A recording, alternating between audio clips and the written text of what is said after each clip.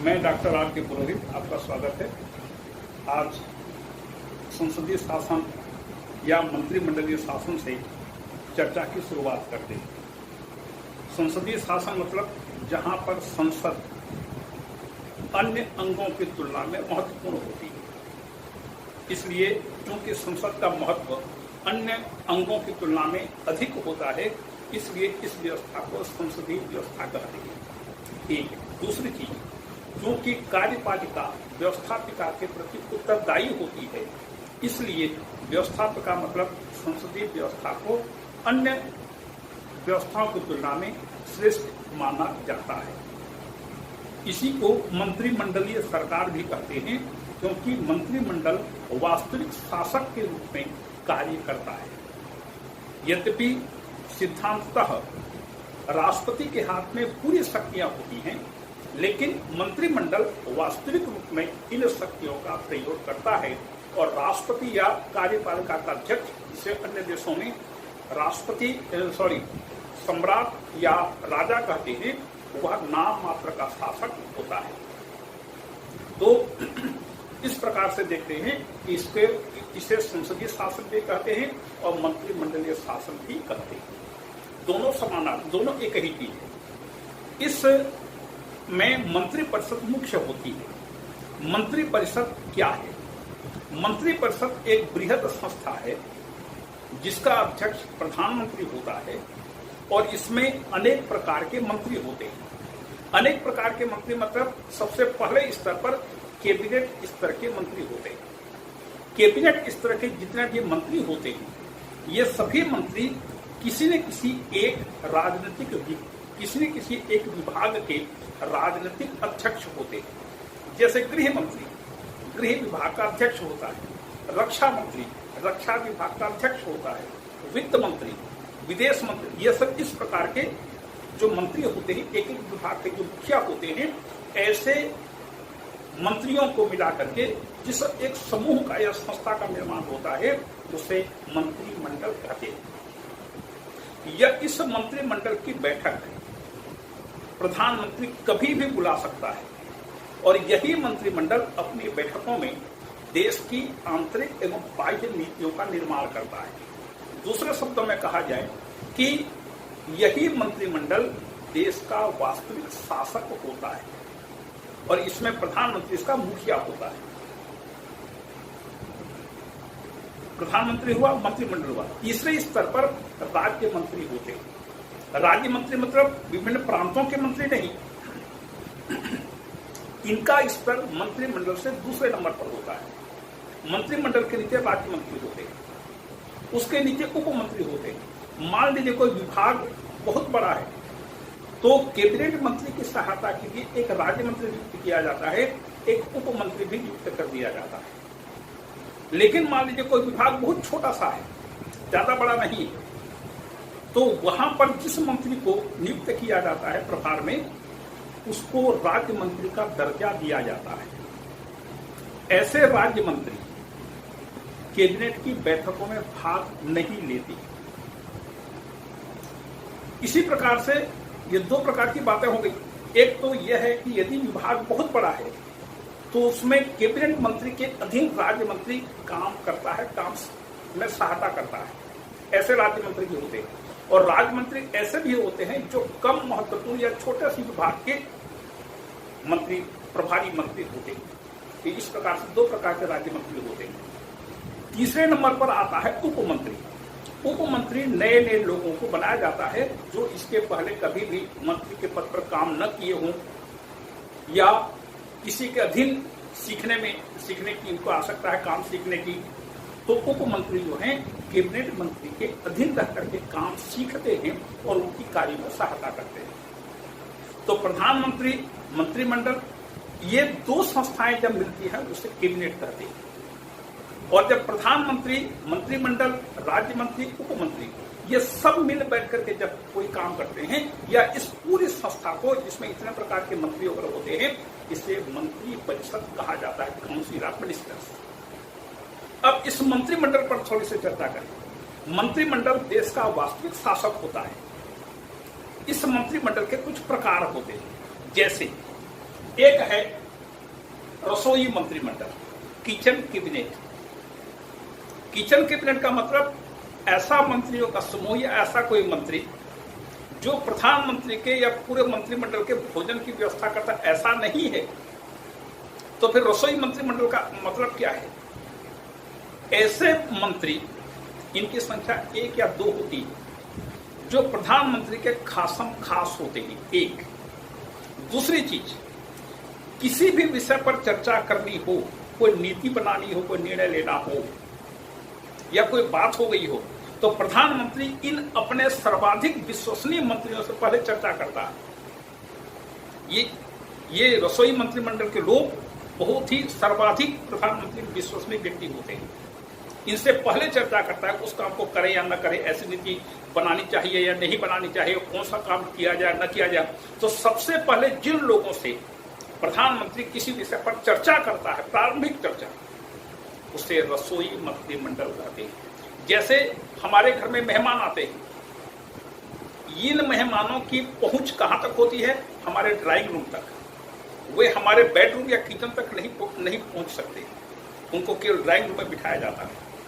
लेकिन कुछ ऐसे भी हमारे घर में आते हैं लोग जो सीधे किचन तक पहुंच जाते हैं, मतलब किचन तक उनकी पहुंच होती है। सर्वाधिक खास लोग, अपने लोग, इसे रसोई मंत्रिमंडल कहा जाता है। इनकी संख्या 1 या 2 हो सकती है और यह प्रधानमंत्री पर निर्भर करता है कि वह अपने इस रसोई मंत्रिमंडल में किन व्यक्तियों को सम्मिलित करे। जैसे अभी आज की तिथि में नरेंद्र मोदी किसी भी विषय पर सबसे पहले किससे चर्चा करते हैं? अमित शाह जी से बात करते हैं। एक आध हो सकता है और कोई हो, इससे बात करते हो। इसी प्रकार से जैसे श्रीमती इंदिरा गांधी थी, तो वो हमेशा LK Jha, PC Alexander, DP धर, इन लोगों पर ज्यादा भरोसा करते थे। और ये तीनों जो थे ब्यूरोक्रेट्स थे, कोई मंत्री नहीं थे। तो ये प्रधानमंत्री पर विश्वास पर निर्भर करता है कि वो किससे इस प्रकार की चर्चा करता है। दूसरा होता है छाया मंत्रिमंडल, शैडो कैबिनेट। शैडो कैबिनेट वस्तुतः एक ऐसी अवधारणा है कि जो मंत्रिमंडल अभी काम कर रहा है उसके कार्यों पर नियंत्रण करने के लिए विरोधी दल के लोग मिल करके अस्पष्ट रूप से अपना एक मंत्रिमंडल बनाते हैं और उसमें प्रत्येक सदस्य को उस छाया मंत्रिमंडल, जैसे विरोधी दल के लोग हैं, विरोधी दल के सदस्य हैं, विरोधी दल का अपना मंत्रिमंडल बना नहीं पा रहे हैं क्योंकि बहुमत उनके पास नहीं है। तो यह जो छाया मंत्रिमंडल के सदस्य हैं, ये चाहते हैं कि वर्तमान मंत्रिमंडल के विरुद्ध अविश्वास प्रस्ताव पास हो जाए और बहुमत हमारे हाथ में आ जाए, ताकि हम अपने मंत्रिमंडल का, अपने सरकार का निर्माण कर सकें। तो वो पहले से तैयारी किए रहते हैं कि ये लोग, ये व्यक्ति प्रधानमंत्री बनेगा, ये हमारा गृह मंत्री बनेगा, ये वित्त मंत्री बनेगा, ये विदेश मंत्री, इस प्रकार से वो पहले से तय कर लेते हैं। उसे छाया मंत्रिमंडल कहते हैं। इसका दूसरा पक्ष भी है कि छाया मंत्रिमंडल के जो सदस्य होते हैं, इनका कोई वैधानिक अस्तित्व नहीं होता। ये राजनीतिक दल के स्तर पर ये काम करते हैं। तो ये लोग क्या करते हैं कि जैसे छाया मंत्रिमंडल का एक सदस्य गृह विभाग को देखता है, तो गृह विभाग का देखने वाला वह जो विरोधी दल का सदस्य है, वह गृह मंत्रालय के कार्यों पर नजर रखेगा और गृह मंत्री को कटघरे में खड़ा करेगा, उसकी आलोचना करेगा, गृह मंत्रालय के कार्यों की आलोचना करेगा, खूब विरोध करेगा, खूब प्रचार प्रसार करेगा। तो एक्चुअली नियंत्रण रखने के लिए ही इसका गठन किया जाता है। वैसे यदि वर्तमान मंत्रिमंडल के विरुद्ध अविश्वास प्रस्ताव पारित हो जाता है, तो छाया मंत्रिमंडल को सरकार बनाने का निमंत्रण मिलता है। इसको छाया मंत्रिमंडल कहते हैं। इसी प्रकार से एक नया शब्द आजकल निकला है, जिसे कहते हैं PM इन वेटिंग, प्रधानमंत्री प्रतीक्षारत। मतलब वर्तमान सरकार का प्रधानमंत्री और मंत्रिमंडल भंग हो जाए तो हम प्रधानमंत्री बनेंगे। PM इन वेटिंग, यह नया शब्द है, कम से कम भारतीय राजनीति में तो इसका प्रयोग आजकल होने लगा है। इसके बाद देखें, इसके बाद प्रश्न और पूरक प्रश्न। संसदीय बैठकों में जब संसद का अधिवेशन चलता है, संसद की बैठक होती है, प्राय 11 बजे संसद की बैठक शुरू होती है। तो प्रत्येक दिन पहला घंटा प्रश्नकाल कहलाता है। 11 बजे मीटिंग शुरू हुई, 11 से 12 बजे तक का समय, 1 घंटा का समय प्रश्नकाल कहलाता है। प्रश्नकाल में मंत्रियों से प्रश्न पूछे जाते हैं और मंत्री उन प्रश्नों का उत्तर देते हैं। जब कभी किसी सदस्य को, संसद का कोई भी सदस्य मंत्रियों से प्रश्न पूछ सकता है, इसका मतलब यह नहीं कि गृह मंत्री जो रक्षा मंत्री से प्रश्न पूछे, ऐसा नहीं होता, क्योंकि मंत्रिमंडल एक टीम की भांति काम करता है। तो जो गैर मंत्री हैं या मंत्रिपरिषद के बाहर का कोई सदस्य है, ऐसे सदस्य संसद, लोकसभा के या राज्यसभा के, ये सदस्य मंत्रियों से प्रश्न पूछते हैं। तो जब कभी भी किसी सदस्य को प्रश्न पूछने की आवश्यकता पड़ी या कोई प्रश्न पूछना चाहता है कोई सदस्य, तो वह प्रश्न को लिखित रूप में महासचिव के सामने प्रस्तुत कर देता है, महासचिव को प्रश्न दे देता है लिख करके। यदि उसने उसमें एक स्टार बना दिया, तारा बना दिया, मतलब यह है कि प्रश्न पूछने वाला उस प्रश्न का उत्तर मौखिक चाहता है, और यदि उस प्रश्नकर्ता ने अपने प्रश्न में कोई स्टार नहीं बनाया, चिन्ह नहीं बनाया, तो इसका मतलब यह है कि संबंधित प्रश्नकर्ता उस प्रश्न का उत्तर लिखित रूप में चाहता है। मतलब यह है कि मंत्री 2 प्रकार से प्रश्नों का जवाब देते हैं, लिखित दे सकते हैं, मौखिक दे सकते हैं। जिन प्रश्नों का उत्तर मौखिक दिया जाता है, उन प्रश्नों पर, उन उत्तरों पर पूरक प्रश्न पूछा जा सकता है। लिखित उत्तर वाले प्रश्नों पर कोई पूरक प्रश्न नहीं पूछा जा सकता। तो जहां पर मौखिक उत्तर दिया जा रहा है, मतलब कि मंत्री उस प्रश्न का उत्तर दे रहे हैं, लिखित रूप में नहीं, बोल करके दे रहे हैं, तो उन प्रश्नों पर पूरक, उन उत्तरों पर पूरक प्रश्न पूछा जा सकता है। यह है प्रश्न पूछना, पूरक प्रश्न पूछना, तारांकित प्रश्न और तारांकित प्रश्न। एक बात ध्यान रखने योग्य है कि प्रश्न काल में किसी प्रकार से बहस नहीं हो सकती, बहस नहीं हो सकती।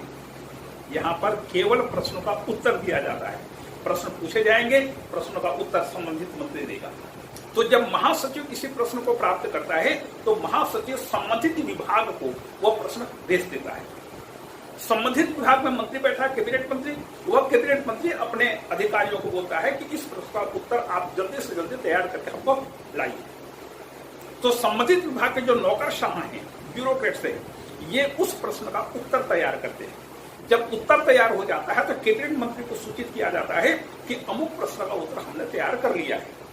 अब इधर कैबिनेट मंत्री स्पीकर को सूचित करता है कि अमुक प्रश्न का उत्तर तैयार हो चुका है और प्रश्नकर्ता कभी भी इसके बारे में प्रश्न पूछ सकता है। तो जब स्पीकर को ऐसी सूचना मिलती है तो स्पीकर प्रश्न काल में उस प्रश्नकर्ता सदस्य का नाम पुकारता है और उनसे कहता है कि वह अपने प्रश्न को पूछे। तो प्रश्नकर्ता सदस्य प्रश्न पूछता है और संबंधित विभाग का मंत्री उस प्रश्न का जवाब देता है। ये प्रश्नकाल है। इसके बाद आता है शून्यकाल। प्रश्नकाल के बाद आधा घंटे का समय शून्यकाल कहलाता है। शून्यकाल का मतलब यह हुआ कि ऐसा समय जिस समय पर चर्चा के लिए पहले से कोई विषय निर्धारित नहीं है। पहले से देखिए, संसद की बैठकें जब होती है तो एक एक मिनट का समय अनेक विभिन्न प्रकार के कार्यों के लिए पहले से तय होता है। इसमें कोई गड़बड़ी या इस क्रम में कोई परिवर्तन नहीं होता। तो शून्यकाल में ऐसे विषयों पर चर्चा होती है जिन विषयों पर पहले से कार्यक्रम तय नहीं है, इसलिए वो शून्य है। तो विशेष करके सदस्य प्रश्नकाल में जिन प्रश्नों का उत्तर सही ढंग से नहीं मिल पाया, उन प्रश्नों को शून्यकाल में उठाते हैं और वहां पर बहस करते हैं। एक बात महत्वपूर्ण यह है कि प्रश्नकाल में प्रश्नों का उत्तर देना मंत्री के लिए आवश्यक है। ये हो सकता है कि कोई मंत्री किसी प्रश्न का उत्तर गोपनीयता को देखते हुए प्रश्न का जवाब देने से इनकार कर दे। जैसे रक्षा विभाग से संबंधित है, अनेक प्रकार की गोपनीय चीजें वहां पर होती है, या विदेश मंत्रालय से संबंधित चीजें, अनेक प्रकार की गोपनीय वार्ताएं भी होती हैं। तो इसके बारे में यदि कोई प्रश्न पूछे तो उसका जवाब देने के लिए मंत्री इनकार कर सकता है, लेकिन अन्य सभी बातों पर, अन्य सभी प्रश्नों पर मंत्री का जवाब देना आवश्यक है। लेकिन शून्यकाल में जब चर्चा होती है, शून्यकाल की चर्चा पर मंत्री का जवाब देना आवश्यक नहीं है। यहां पर तो इसलिए विरोधी दल का सदस्य अपने खूब मंत्री की खिंचाई करते हैं, वो सुधार की खूब खिंचाई करते हैं, ये शून्यकाल होगा। इसके बाद, इसके अलावा आधे घंटे की चर्चा, यदि सदस्य चाहें तो स्पीकर की अनुमति से किसी खास विषय पर आधे घंटे की चर्चा कर सकते हैं। स्पीकर अनुमति दिया तो किसी विषय पर आधे घंटे की चर्चा हो सकती है, या आधे घंटे की चर्चा में वृद्धि भी हो सकती है, उसके समय को बढ़ाया जा सकता है, इस प्रकार से चर्चा होगी। इसके बाद काम रोको प्रस्ताव, इसी को स्थगन प्रस्ताव भी कहते हैं। मान लीजिए देश में कोई घटना, जबरदस्त घटना घट गई, उस घटना पर तत्काल विचार किया जाना आवश्यक है, तो संसद का कोई सदस्य, विशेषकर विरोधी दल के सदस्य, काम रोको या स्थगन प्रस्ताव पेश करते हैं। यदि स्पीकर अनुमति देवे तो संसद की नियमित कार्रवाई, सदन की नियमित कार्रवाई रोक दी जाती है और उस महत्वपूर्ण विषय पर चर्चा होती है, और उस चर्चा के अंत में फिर संबंधित मंत्री जवाब देता है। तो नियमित कार्रवाई को रोक करके महत्वपूर्ण विषय पर चर्चा करना, उसके कहते हैं ध्यानाकर्षण या स्थगन, उसे स्थगन या काम रोको प्रस्ताव कहा जाता है। देखिए, स्पीकर की अनुमति आवश्यक है। सदन में जो भी काम होगा उस सब के लिए स्पीकर की अनुमति आवश्यक है। इसके बाद ध्यानाकर्षण प्रस्ताव, मान लीजिए देश में कोई महत्वपूर्ण घटना घट गई, उस घटना पर सदन का ध्यान आकर्षित करने के लिए ध्यानाकर्षण प्रस्ताव पेश किया जाता है। इस पर भी स्पीकर की अनुमति आवश्यक है। ध्यानाकर्षण प्रस्ताव पर चर्चा होगी और फिर मंत्री उसका जवाब देता है। फिर निंदा प्रस्ताव, मान लीजिए किसी मंत्री ने ऐसा काम कर दिया जो निंदनीय है, या मंत्री परिषद के द्वारा ऐसा कोई निर्णय लिया गया जो निंदनीय है, तो संसद में उसके विरुद्ध निंदा प्रस्ताव पेश किया जाता है। बहस होती है, बहस होने के बाद फिर मतदान होता है।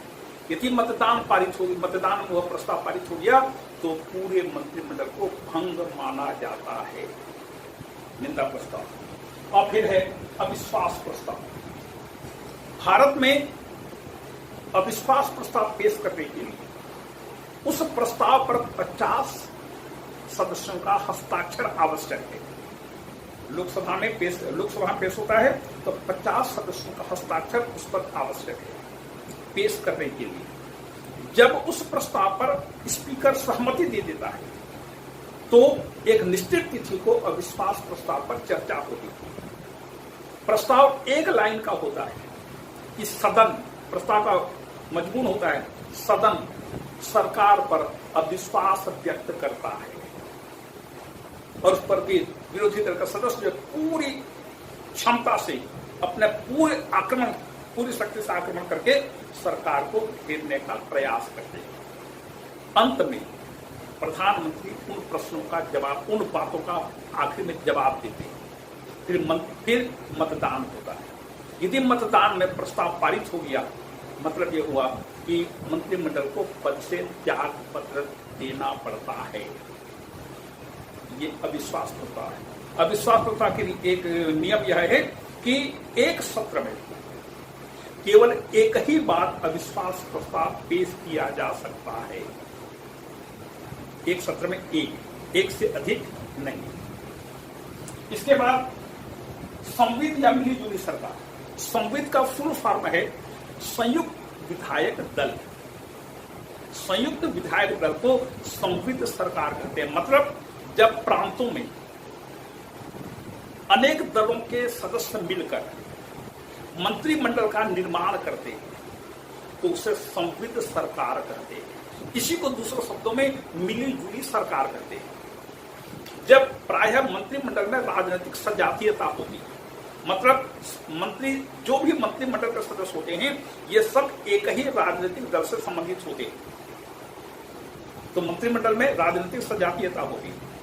लेकिन मान लीजिए कभी ऐसी स्थिति उत्पन्न हुई कि निर्वाचन में किसी एक दल को स्पष्ट बहुमत नहीं मिला, तो राजनीतिक दल आपस में गठजोड़ करके जिस मंत्रिमंडल का निर्माण करते हैं, बहुमत का दावा करते हैं, बहुमत साबित करते हैं, उस दल में अनेक दल के, उस मंत्रिमंडल में चूंकि अनेक दल के सदस्य होते हैं, इसलिए उसे मिली जुली सरकार करते हैं।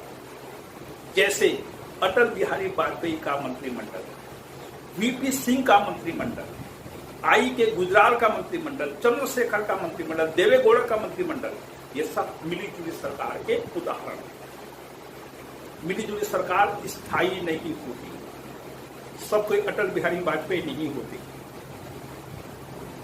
जिन्होंने 24 विभिन्न दलों को मिलाकर के अपने मंत्रिपरिषद का निर्माण किया और पूरे 5 वर्ष तक उस गठबंधन का नेतृत्व किया, सरकार चलाया। अब देखें गिलोटिन।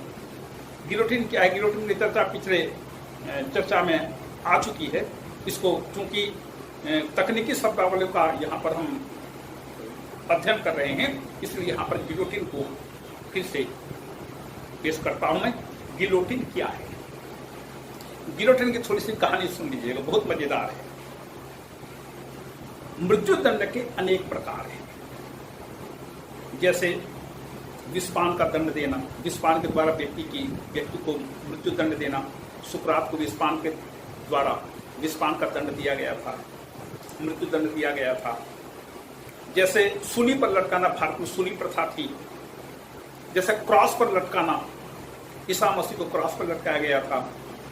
इसके बाद अनेक प्रकार की और विधियां इजाद की गई मृत्यु दंड के लिए, जैसे इलेक्ट्रिक चेयर में बिठा देना, गोली मार देना, इसी प्रकार से कत्ल कर देना। इस प्रकार से अनेक प्रकार की विधियां मृत्यु दंड के लिए तय की गई थी, इजाद की गई, और इनका प्रयोग अनेक समयों पर किया जाने लगा था। तो गिलोटिन नाम के एक व्यक्ति ने यह एक कॉन्सेप्ट मन में लाया कि व्यक्ति के लिए सबसे बड़ी सजा मृत्यु दंड है। तो जब हम उसको दुनिया की सबसे बड़ी सजा दे रहे हैं, तो उसको ऐसी सजा दी जाए कि उसे तड़फने का मौका न मिले, कि उसको सजा दी जाए और तत्काल उसकी मृत्यु हो जाए, with in 2 or 3 seconds, 2-3 second के अंतर्गत उसकी मृत्यु हो जाए। जैसे फांसी की सजा है। फांसी की सजा जब किसी व्यक्ति को दी जाती है, किसी अपराधी को दी जाती है, तो गले में जो फंदा होता है, गले के फंदे के आधार पर लटकता है वो, तो चाहे कैसा भी व्यक्ति क्यों न हो, आधा मिनट या पौन मिनट के अंदर जरूर उसकी मृत्यु हो जाती है। लेकिन ये आधा मिनट, पौन मिनट का समय जो है, ये जो 30, 40, 50 सेकंड या 1 मिनट का समय होता है, बहुत ही दर्दनाक और दुख भरा होता है। देखिए, वो अंतिम घड़ियां गिनता है और वहां पर जो उसकी तड़फ होती है, बहुत ही दर्दनाक होती है। तो गिलोटिन ने यह कॉन्सेप्ट बनाया कि जब हम किसी को सबसे बड़ी सजा दे रहे हैं, तो उसको ऐसे मृत्यु दंड की सजा दी जाए कि उसको तड़फने का मौका न मिले और 2-3 सेकंड के अंदर उसकी मृत्यु हो जाए। तो उसने गिलोटिन नाम का एक उपकरण बनाया। गिलोटिन नाम का उपकरण क्या होता है कि जैसे ये लकड़ी का फ्रेम है, ये लकड़ी का फ्रेम है, नीचे व्यक्ति अपना गर्दन रखेगा, ऊपर में ये धारदार ब्लेड है, धारदार ब्लेड बहुत भारी हैवी। जैसे मजिस्ट्रेट ने आदेश दिया, यह ब्लेड नीचे एकदम से गिरता है और गिरते ही उसका सिर अलग, धड़ अलग हो जाता है और 2 या 3 सेकंड के अंदर उसकी मृत्यु हो जाती है। ये गिलोटिन था।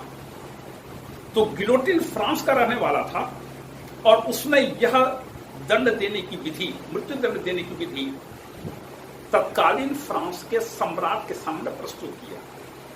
सम्राट ने पसंद किया। अब गिलोटिन के द्वारा लोगों को मृत्यु दंड की सजा दी जाने लगी।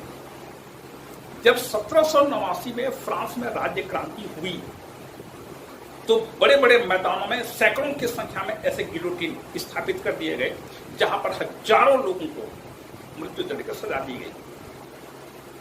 और आप इसे विधि की विडंबना कहिए कि गिलोटिन को भी गिलोटिन के द्वारा मारा गया। ये तो गिलोटिन की कहानी हुई। इस गिलोटिन का लोकसभा में या संसदीय व्यवस्था में क्या भूमिका है? गिलोटिन का मतलब एकदम से कोई दूसरा काम शुरू कर देना, उस काम को बंद कर देना, नया काम शुरू कर देना। मतलब जब संसद में, जब लोकसभा में किसी विषय पर, कोई विधेयक पर चर्चा होनी होती है, तो स्पीकर विरोधी दल के नेताओं से या विभिन्न दलों के नेताओं से पहले बात कर लेता है कि भाई अमुक विधेयक है, इस विधेयक पर मान लीजिए 8 घंटे चर्चा होने का तय हुआ।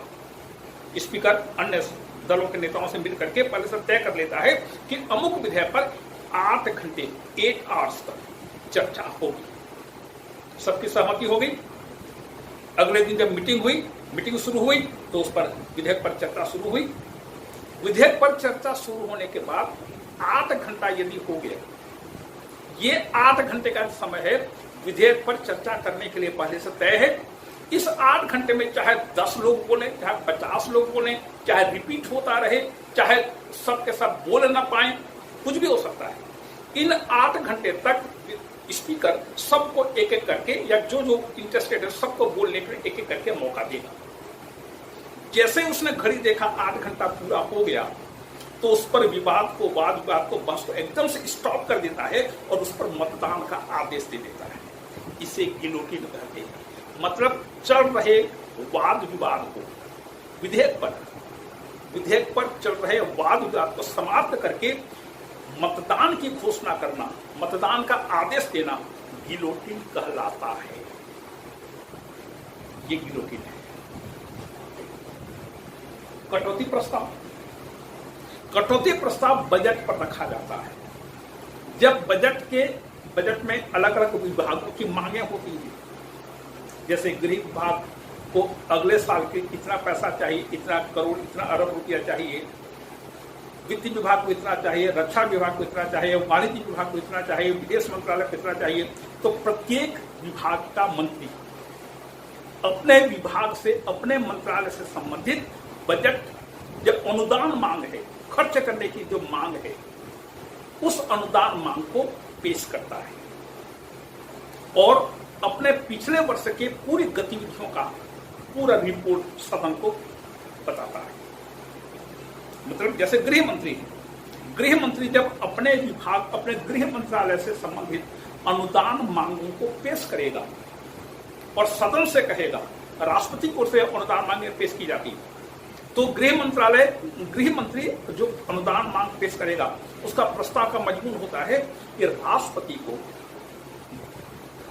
वर्ष अमुक के लिए, वित्तीय वर्ष इतने के लिए गृह मंत्रालय के खर्च के लिए सदन इतना करोड़, इतना अरब रुपया स्वीकृति प्रदान करे। ये लाइन होता है। इसके बाद गृह मंत्री अपना भाषण देता है। तो गृह मंत्री अपने भाषण में पिछले 1 वर्ष का पूरा विवरण वहां पर प्रस्तुत करता है, अपनी रिपोर्ट करता है कि हमने ये किया, वो किया, सो किया। इस प्रकार से अपने मुंह अपनी तारीफ खूब करता है, अपने डिपार्टमेंट की खूब तारीफ करता है और योजना भी बताता है कि अगले वर्ष ये काम किए जाएंगे। इसके बाद जब मतदान की बारी आती है तो विरोधी दल के सदस्य कटौती प्रस्ताव रखते हैं। यह कटौती प्रस्ताव 3 प्रकार का होता है। एक सामान्य कटौती प्रस्ताव, जैसे गृह मंत्री ने 50 लाख, मान लीजिए 10 लाख करोड़ रुपए की मांग की गृह मंत्रालय के खर्च के लिए, कि गृह मंत्रालय को अगले वित्तीय वर्ष के लिए 10 लाख करोड़ रुपए चाहिए, अनुदान आप उनको स्वीकृति दीजिए। तो सामान्य कटौती के अंतर्गत एक विरोधी दल का सदस्य यह मांग करता है कि यह 10 लाख करोड़ की राशि बहुत ज्यादा है, इसको कम करके 7 लाख या 5 लाख या 6 लाख करोड़ रुपए कर दिया जाए। मतदान होगा, मतदान में पारित नहीं होगा क्योंकि मंत्रिमंडल का तो बहुमत है। एक दूसरा नीतिगत कटौती, यदि कोई विरोधी दल का सदस्य या विरोधी दल के सदस्य उस मंत्रालय की, उस गृह मंत्रालय की किसी भी नीति से सहमत नहीं है, किसी भी नीति से सहमत नहीं है, मतलब कि पूरा फ्रॉड लगता है मान लीजिए गृह मंत्रालय का काम, बेकार लगता है, तो विरोधी दल का सदस्य जब कटौती प्रस्ताव रखते हैं, नीतिगत कटौती प्रस्ताव रखते हैं, तो वो प्रस्ताव रखते हैं कि गृह मंत्रालय का यह जो 10 लाख करोड़ रुपए का अनुदान मांग है, इसको कम करके 100 रुपया कर दिया जाए। मतलब गृह मंत्रालय का कोई काम को पसंद ही नहीं है, तो कहां 10 लाख करोड़ की मांग हो रही है और 100 रुपए देने के लिए प्रस्ताव पेश हो रहा है। ये प्रस्ताव भी अस्वीकृत हो जाएगा क्योंकि मंत्रिमंडल के पास बहुमत है। तीसरा है प्रतीकात्मक कटौती। प्रतीकात्मक कटौती का मतलब है कि गृह मंत्रालय की हमको एक नीति ये चीज पसंद नहीं आई, इसलिए गृह मंत्रालय की जो अनुदान मांग है 10 लाख करोड़ रुपए की, उसमें से 100 रुपए कम कर दिया जाए। सोचिए कि 10 लाख करोड़ की मांग हो रही है और केवल आप 100 रुपए कम करेंगे, उससे क्या फर्क पड़ता है, लेकिन अपना विरोध व्यक्त करने का यह तरीका होता है। तो ये कटौती प्रस्ताव कभी भी पारित नहीं होता। यदि पारित हो जाता है तो मंत्रिमंडल के विरुद्ध इसे अविश्वास प्रस्ताव माना जाता है और मंत्रिमंडल को त्याग पत्र देना पड़ता है। आज की चर्चा यहाँ पर समाप्त होती है।